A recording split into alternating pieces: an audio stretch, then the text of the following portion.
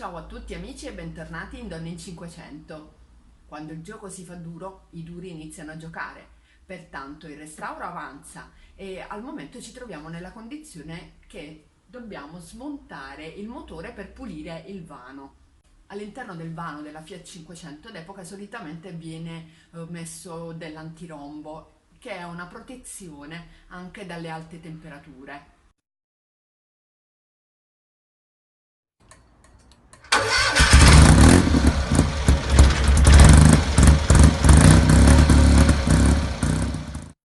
Andiamo adesso a smontare il motore, che può sembrare un'operazione difficile, ma in effetti non lo è, perché è soltanto una questione di pesantezza, diciamo, del motore, ma fondamentalmente è collegato all'auto soltanto da qualche cavo elettrico e qualche altro supporto come questa staffa posteriore di rinforzo e quest'altro supporto ammortizzato.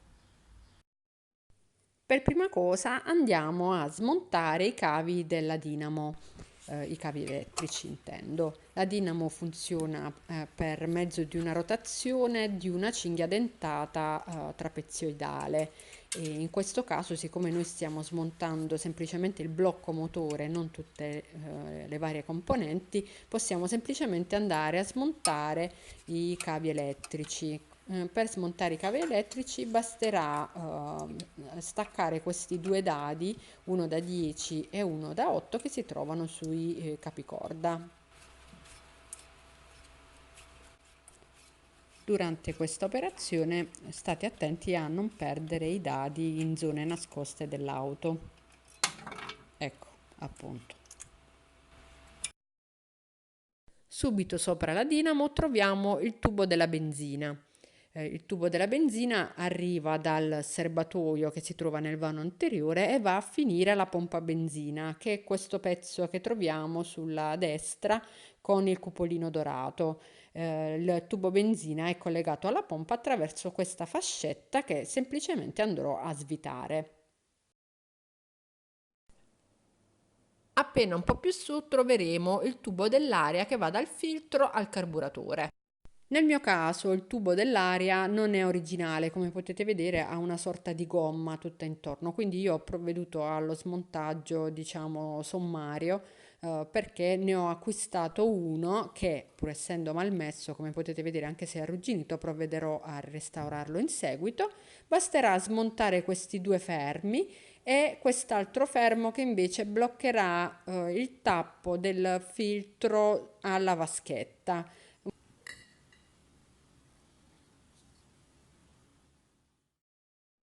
Prima di proseguire con lo smontaggio del motore, vado a staccare il carter di riparo motore che si trova sotto l'auto. Questo verrà fatto perché nel prossimo passaggio devo andare a staccare il tubo di convoglio dell'area motore. Una parte viene tolta da dietro il tubo che porta dal filtro al carburatore. Invece l'altra parte viene fatta da sotto l'auto, quindi l'altra parte del tubo verrà staccata da sotto l'auto. Pertanto avere il carter montato impedirebbe questo smontaggio. Invece lo vado a smontare così sarà tutto un po' più semplice. Una volta che abbiamo rimosso definitivamente il carter di riparo motore, possiamo passare allo smontaggio del tubo di convoglio dell'aria, che è il tubo più grosso che vedete all'interno del motore, che si collega direttamente alla chiocciola tramite questo tubo e poi si trova la parte superiore subito dietro la vaschetta del filtro dell'aria. Praticamente è impossibile non notarlo. Accanto alla vaschetta del filtro dell'aria abbiamo il tirante dell'acceleratore. Questo è trattenuto da una sorta di morsetto che non fa altro che strozzare il cavo. Il cavo è questo filo che vedete metallico. Praticamente non dovete fare altro che andare ad allentare questo cavo attraverso una chiave e una pinza per mantenere l'altro lato del morsetto e nel mio caso sto addrizzando il cavo in modo tale da poterlo tirare e in effetti non va tirato o smontato ma va sfilato dal suo alloggio. Stessa cosa va fatta al cavo di starter, quello dell'aria, che si trova subito sotto il carburatore.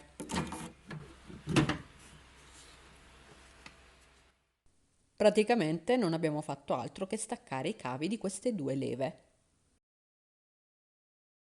Poco più su, rispetto alla marmitta, troviamo il tubo del riscaldamento, che è un altro tubo grosso in gomma che è facilmente smontabile tirando le due estremità, e questo serve a convogliare l'aria calda all'interno dell'auto. Procedendo sempre in senso orario, andiamo a staccare sul lato destro la bobina. Se non dovesse trovarla sul lato destro, vuol dire che la vostra auto è antecedente al 1967 e quindi la troverete sulla sinistra. In una zona piuttosto nascosta del motore, dietro, troviamo il motorino d'avviamento, che è legato attraverso tre dadi da 13, posizionati in maniera triangolare. È una posizione piuttosto scomoda, ma sicuramente non impossibile da raggiungere.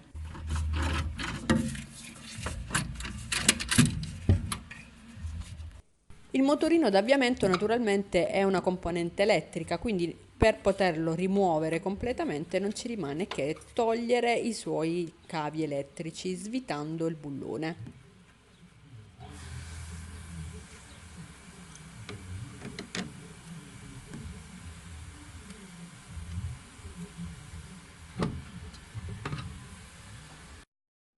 Se non ci fosse il motore e avessimo la possibilità di vedere cosa avviene dietro, praticamente noi siamo andati a smontare questi tre dadi cerchiati in fucsia. Per smontare completamente poi il motore dobbiamo andare ad agire su questi altri quattro perni. Continuiamo così a smontare i quattro bulloni da 13. Adesso inizia il bello, quindi dobbiamo mettere in sicurezza noi stessi e il motore attraverso il gancio di sollevamento. Questo gancio serve per sollevare il motore.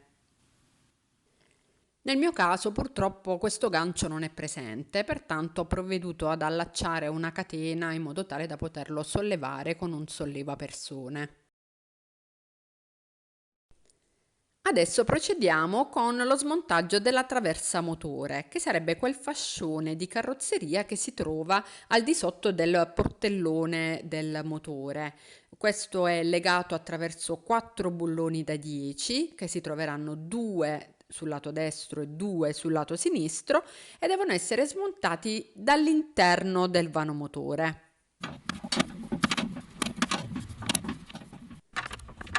A uno di questi quattro bulloni è legato anche il cavo di massa.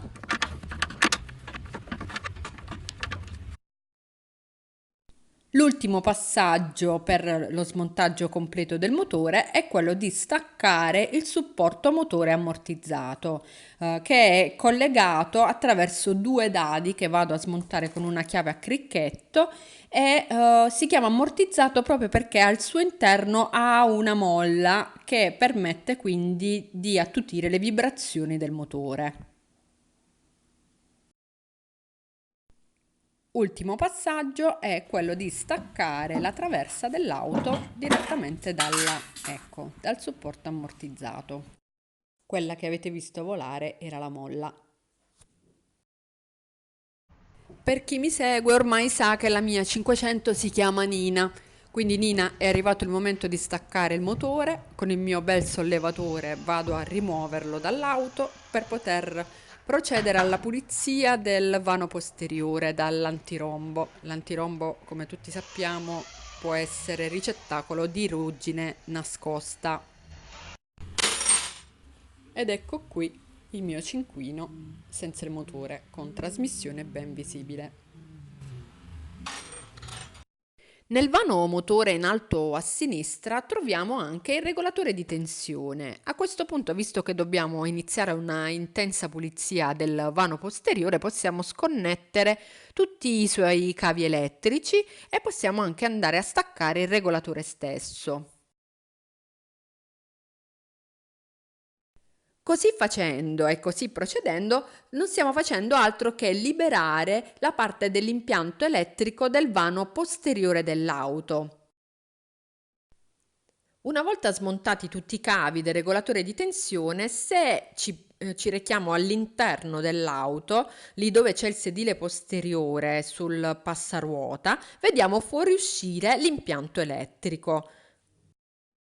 L'impianto elettrico della 500 praticamente è raggruppato tutto in questa zona e attraversa tutta l'auto, va dalla parte posteriore che adesso sto tirando fino a passare dal sottoporta, sale sul passaruota della ruota anteriore lato guida e si insinua all'interno di un foro che adesso vi farò vedere. Come vedete l'impianto elettrico ha dei residui di colore, ma sicuramente in passato l'auto era stata verniciata già con l'impianto elettrico montato, quindi i colori non si vedono più in maniera netta. Vedete, passa dal sottoporta interno lato guida e si va ad incanalare in un piccolo foro presente sopra il passaruota anteriore in modo tale da fuoriuscire all'interno del vano anteriore. Se questo video ti è piaciuto clicca mi piace e condividilo con i tuoi amici. E se ancora non l'hai fatto, iscriviti al mio canale YouTube per rimanere sempre aggiornato sui miei prossimi video. Ciao!